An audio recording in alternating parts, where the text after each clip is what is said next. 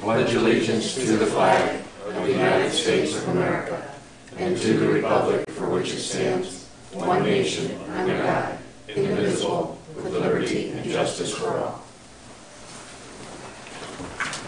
Welcome to the October 22nd special board meeting. First on the agenda will be to approve the minutes of the October 2nd, 2018 meeting. You've all been presented with that. See any additions, corrections? I'll make a motion. Second. Bob? Yes. Karen? Yes. Dick? Yes. Tom? Yes. Jim? Yes.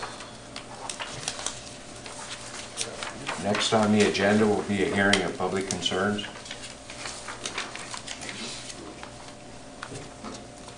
Seeing none, we'll move on.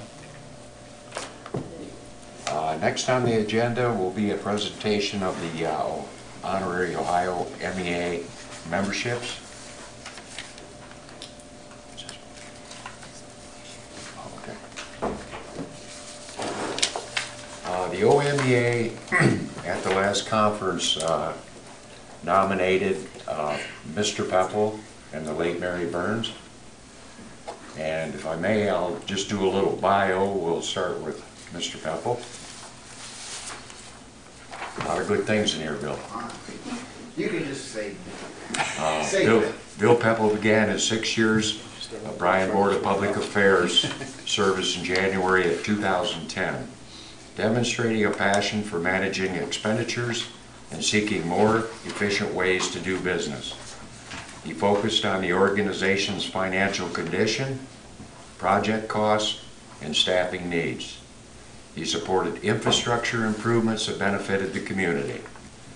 Bill was interested in economic development and served on the Bryan Industrial Park Advisory Committee, and he authorized establishing and later modifying an electric economic development rate that provides incentives to new and expanding businesses in our community.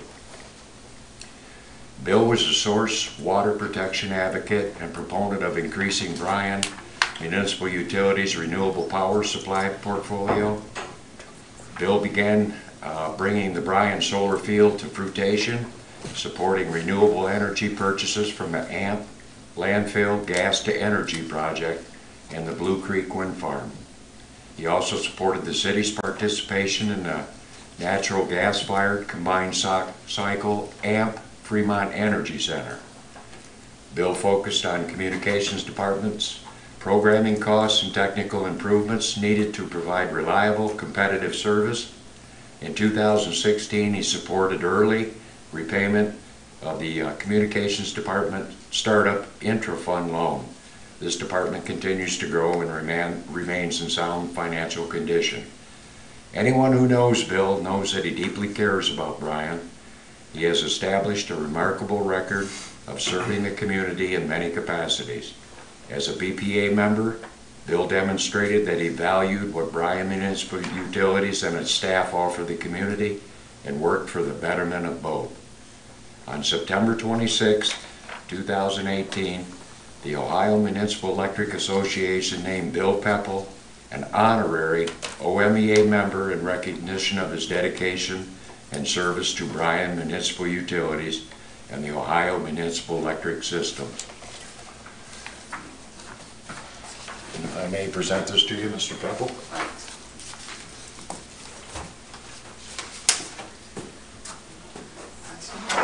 Thank you very much. Thank you.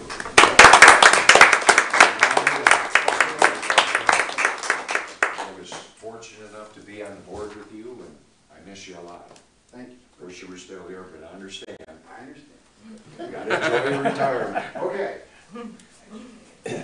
No, I was not going to give a speech. Is that okay? That's your choice. This will be the first time. And next, we have the late Mary Burns. And if I may do her bio.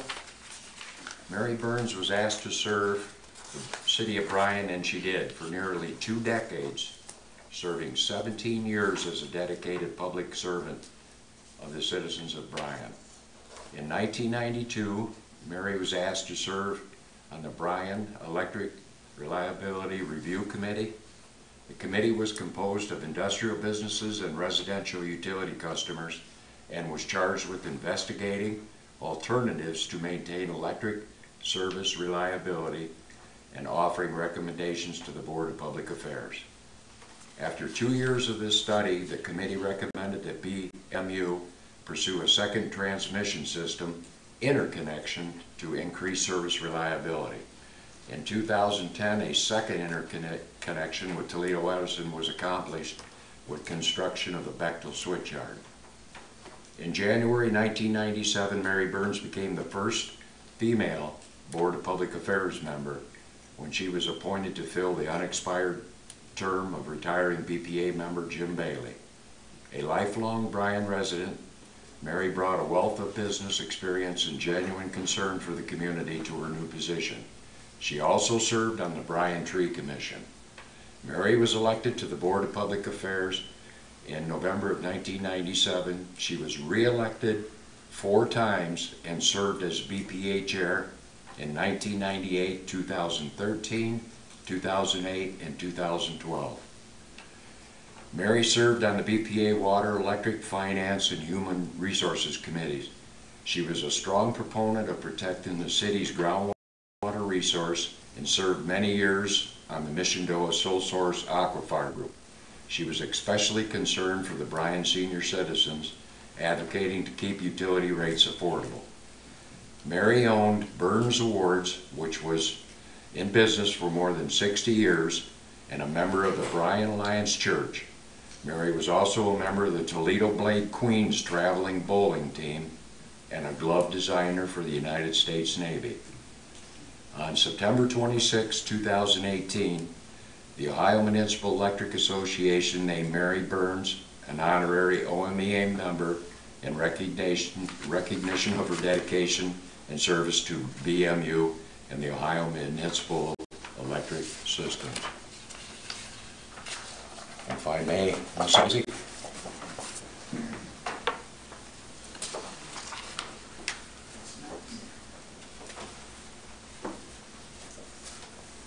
Thank you for accepting that on Mary's. Thank you. Okay, thank you.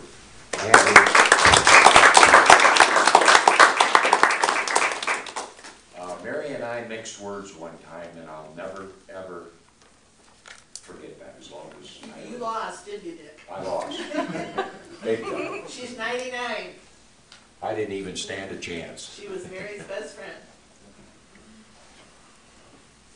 Okay, so we got there. Let's get them. Yeah. Next on the agenda is the clerk treasurer's report. Laura? The board's been presented with the clerk treasurer's report for the month ending September 30th, 2018.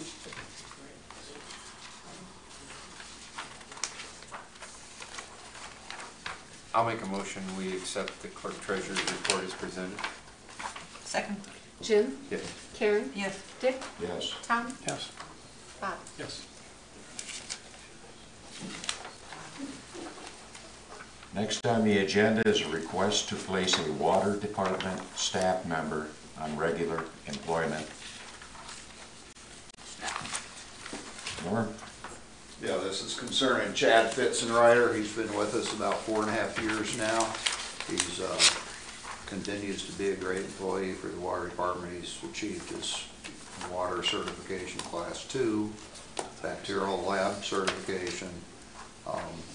This is just a request to remove him from probationary status to regular employment status.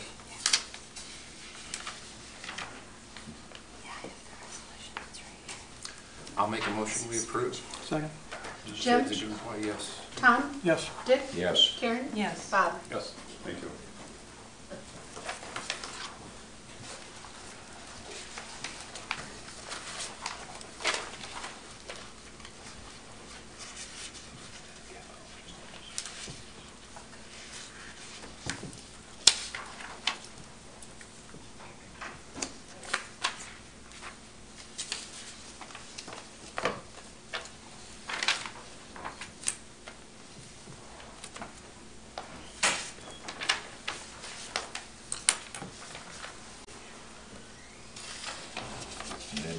on the agenda will be a request to place a communications department staff member on regular employment status.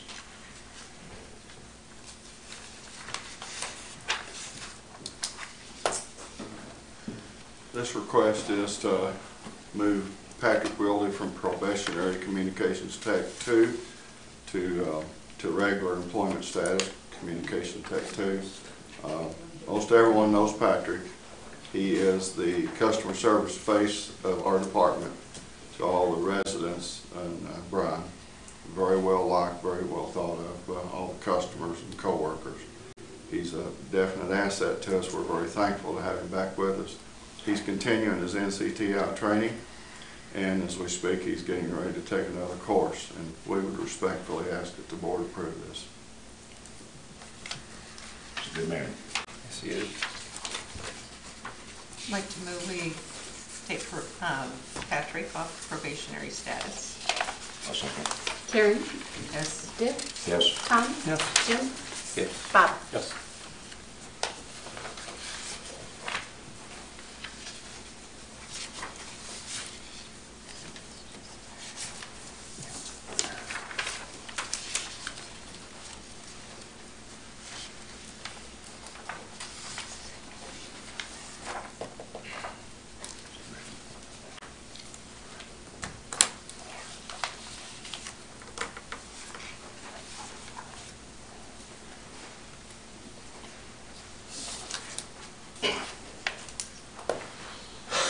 Next on the agenda will be a resolution to revise water rates.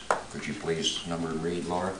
Resolution number 34, 2018, revising Bryan Water Department rate addendum, Exhibit A, water rate schedules. Thank you.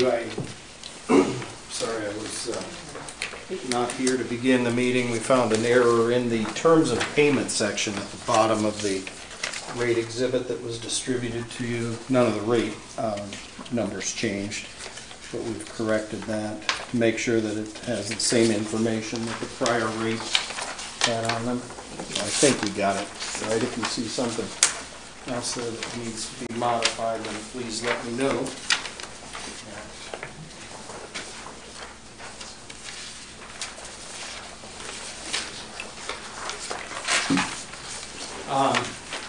John Courtney from Courtney and Associates was here at your last meeting and discussed 3 different options for the board's consideration as far as rate adjustments to ensure that we're generating adequate revenue over time to pay for our annual capital improvements program.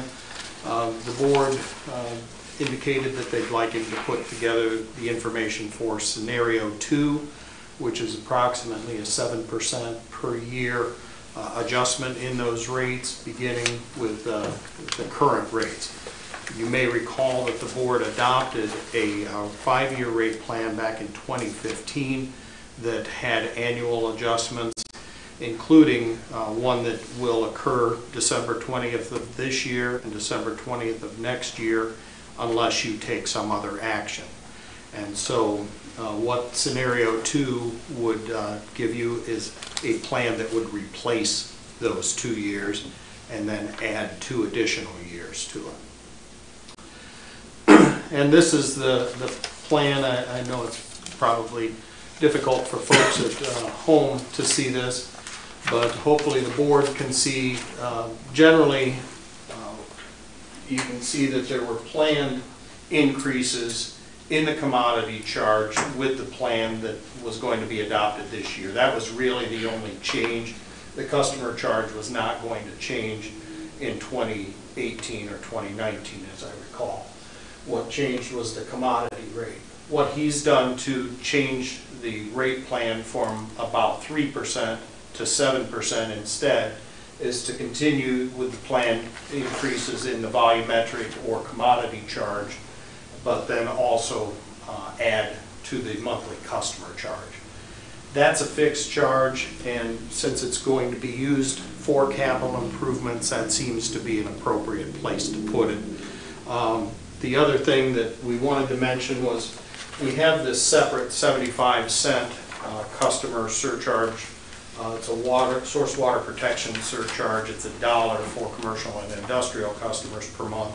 That ends up getting rolled into this. So the net adjustment is about $2, but it was going to be 75 cents under the current plan, so it's really an additional $1.25 per month over and above what the board had previously approved.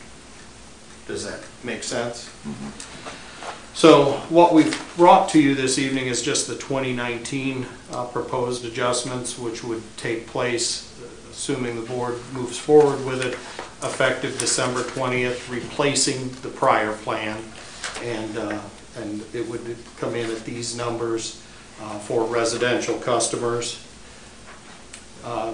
Commercial and industrial customers, we took a look because we received some feedback from folks that are commercial customers, but maybe they only have a restroom, if it's an office type of business, that the minimum bill was pretty significant in their opinion based on their water and wastewater use. So we used to have different customer charges for commercial and industrial. Mr. Courtney worked out a way to try to split that, and you can see for commercial customers it's increasing from where they are currently, but not as much as it is for industrial customers. So they will have a little bit of relief there if they're not big water users. And typically these businesses are not big fire protection needs relative to what an industry might be. So I think when you're taking a look at your capital infrastructure, and particularly your water distribution system, and the size of the water mains and the pumps and everything that we need to have to be able to fight a fire at those facilities, this follows along with that as well. So that is the only difference from what the prior plan was for commercial and industrial for this next year.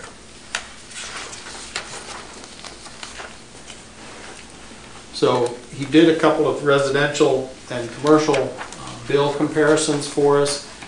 You can see right now, compared to Defiance, Clyde, Montpelier, and Napoleon, Bryan is the lowest there.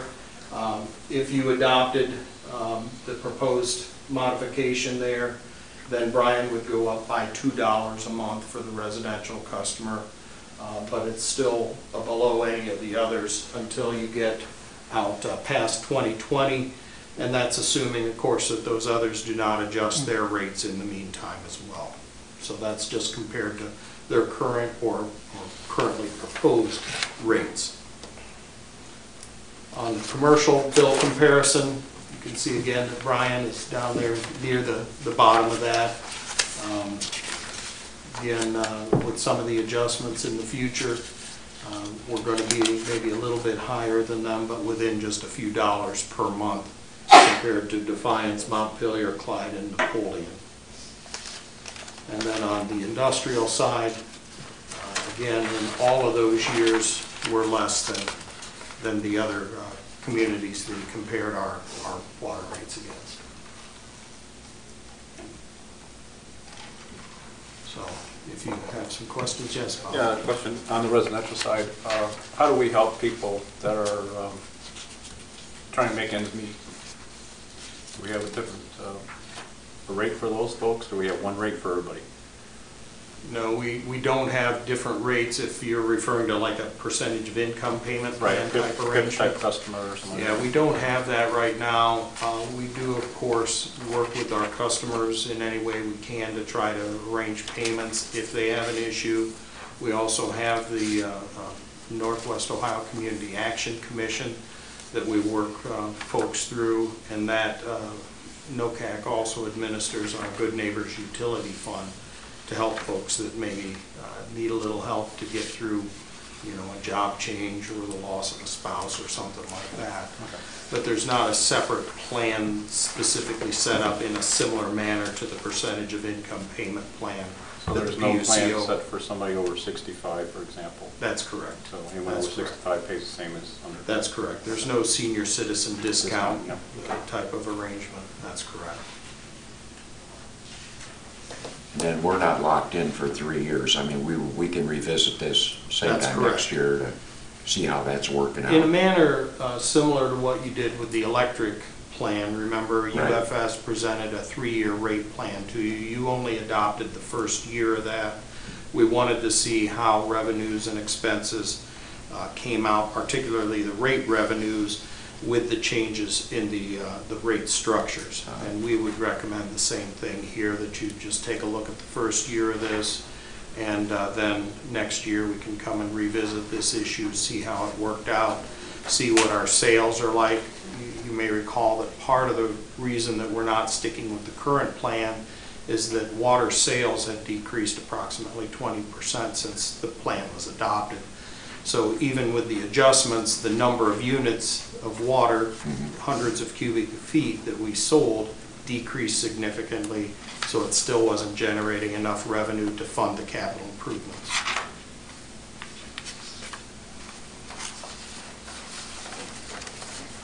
Any other questions?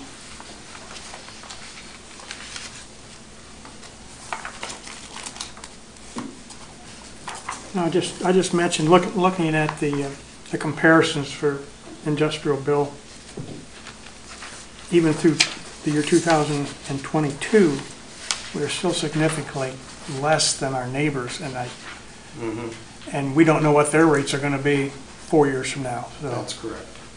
I think we're in a good position. I don't think anybody should complain. Well, no one ever wants to pay more. No, and I I know. understand that.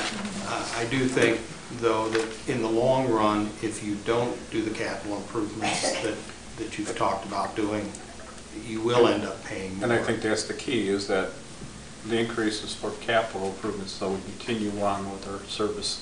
Correct. You know, so it isn't to capture current expenses, but for capital improvements. Right.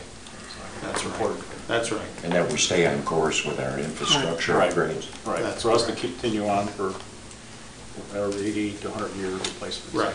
So, That's yeah. right. You're replacing water mains in many cases that are 100 years old or Right, older. like this past summer. Yes, Walnut Street. the South Walnut Street Was a project classic is an example. excellent example. You may recall we need to replace approximately 7/10 of a mile or 3,700 feet to stay on a 100-year service life for those Right. water mains. So that's not being liberal at all. No. It's probably being too conservative on the low side. Many places look at a 50 to 75-year service life cycle. But we need to start somewhere, and this will make a big impact, just like it did down there, not only in replacing a water main that had a lot of service issues. We had 30 main breaks in a 3-block area there over the last 30 years. But we've increased fire flow and pressure for those residents and improved their quality of service by replacing those lead service lines in the public right-of-way. And there were 20 of those that we replaced. And like you said, Kevin, it's a marginal increase to capture the capital improvement that's going to be needed versus not doing nothing today versus 5 years from now, maybe it's $5 to $10 increase. Right. So I think it's expected to be a gradual approach. Yeah, and unfortunately, a lot of folks do get in that kind of a cycle where they don't adjust them when needed, and then they end up with multiple-year double-digit rate adjustments. I guess this is one of the problems you run into when you preach conservation, you know, and you still have a system that you have to maintain and Yeah. improve. I don't think the increase is enough it's going to cause any hardship on anybody, but nobody likes to see a Right. price on anything go up.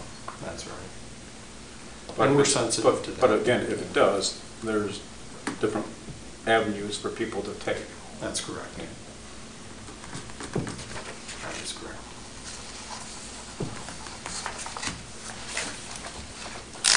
I make a motion to accept. Second. Bob?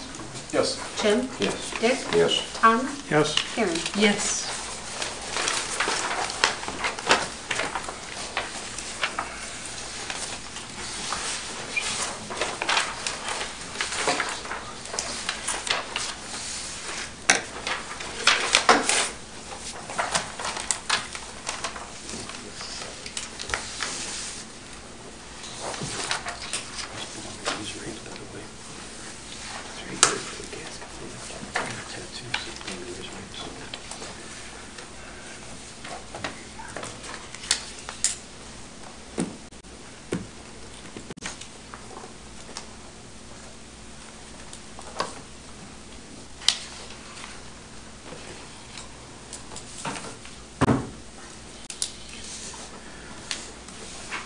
Next on the agenda will be pay the bills. I'll make a motion that we effect semi-monthly disbursements. Second. Jim? Yes. Tom? Yes. Dick? Yes. Karen? Yes. Todd? Yes.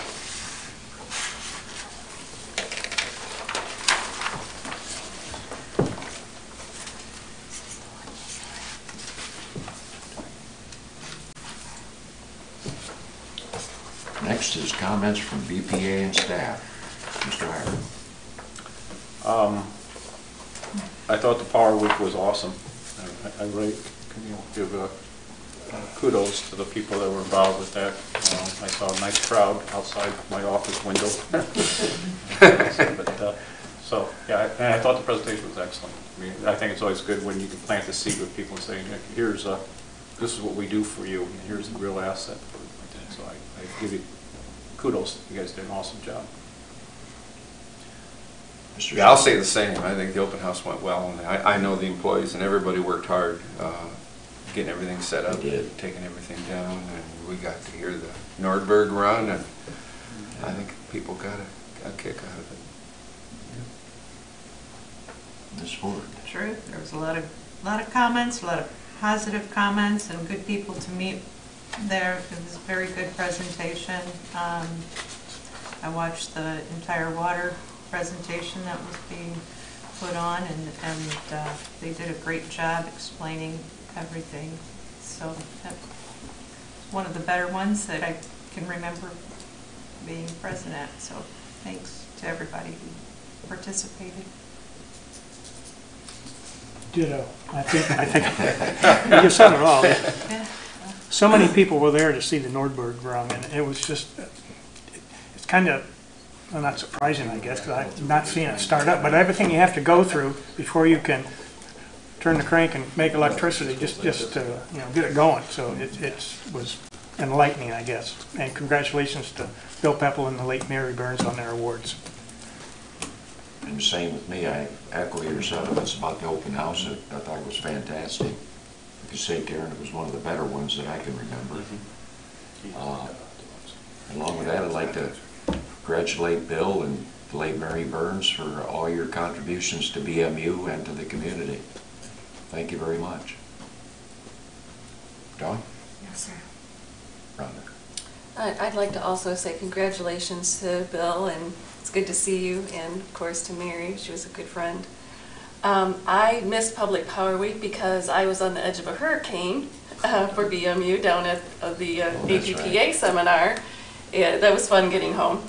But there were very good aspects of the seminar this year. 3 items in particular, which I think are going to be of concern, and maybe at some point we can have some discussion on it. But drone issues, which is the use of the drones that's coming, and the amazing technology that is coming to us soon. Small cell antenna pole attachments are a major issue right now, as well as cybersecurity. I was fortunate to have a conversation with Greg Ottinger, our outside counsel, and discuss some things with him. Also made a good attachment with outside general counsel from Muscatine, Iowa, who's dealing with a lot of the same issues that we are, and so got to compare some notes and things with her. One of the things that she had been through years ago and was looking forward to doing again was using the hometown connections for the strategic planning, and had a lot of good things to say about that. So it was enlightening to me to hear about their experience. So thank you. Laura? I'd just like to add my congratulations to Bill. It was a pleasure to serve under both he and Mary. Mr. Peppel? No. Nothing to say. No. Ms. Isaac, Director, Counsel, HR, Department Heads. Your last, Max. Nothing to say? No, thanks. Okay. Thank you very much. And with that, we're going to take a short recess. And then we're going into our BPA strategic planning session. So with that, we'll take a short recess. Thank you all for coming.